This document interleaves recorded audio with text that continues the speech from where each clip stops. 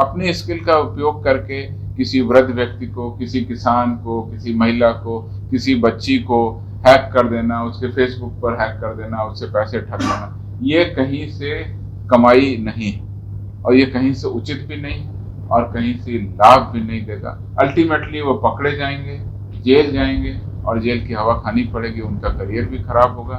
नाम भी खराब होगा और अल्टीमेटली वो गिल्ट में रहेंगे। नवादा, नालंदा, शेखपुरा, इन तीनों जगहों पर साइबर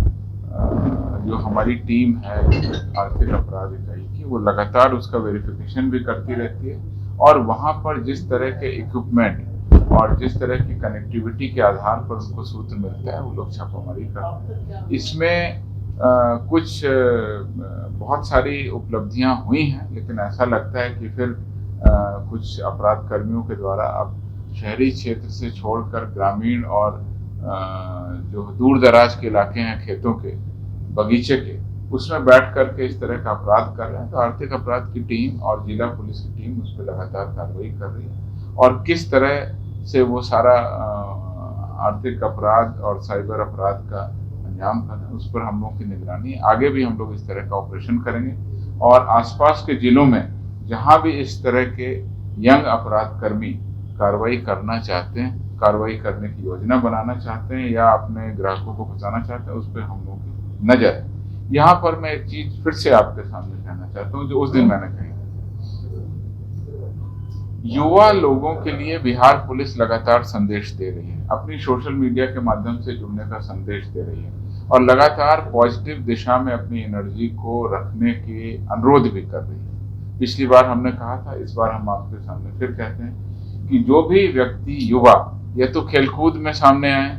या पुलिस और पैरामिलिट्री की जो नियुक्ति है उसमें सामने आए। अगर आपको आउटडोर पसंद है या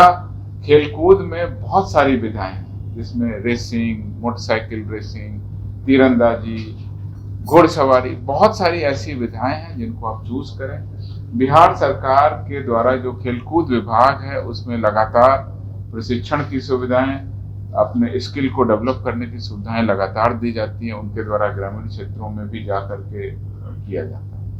और टैलेंट को स्काउट किया जाता है, टैलेंट को नर्चर किया जाता है, स्किल दिया जाता है, प्रशिक्षण दिया जाता है। जो साइबर अपराधी, वो लड़के जो हैं साइबर अपराध से जुड़े हुए लड़के, कई बार ये देखा गया है कि वो कुछ न कुछ तकनीकी डिग्री ले लेते हैं और तकनीकी डिग्री के माध्यम से अपने आप को समझते हैं कि हमने किसी को हैक कर दिया या किसी को बेवकूफ बना दिया तो हमारी बहुत बड़ी उपलब्धि है। असली उपलब्धि तब है जब आप इस तरह की किसी तकनीकी जॉब में जाएं। अभी आपने देखा किस तरह से देश ने अपना चंद्रयान, मंगलयान और अब भास्कर यानी सूर्य की तरफ नजदीक जाने के लिए जो रॉकेट बनाए हैं, वो भी किसी न किसी साइंटिस्ट और तकनीक का ही कमाल है। तो पॉजिटिव दिशा में अगर बच्चे सोचेंगे तो पॉजिटिव काम होगा। अगर इस तरह की सोच रखते हैं और किसी को कोई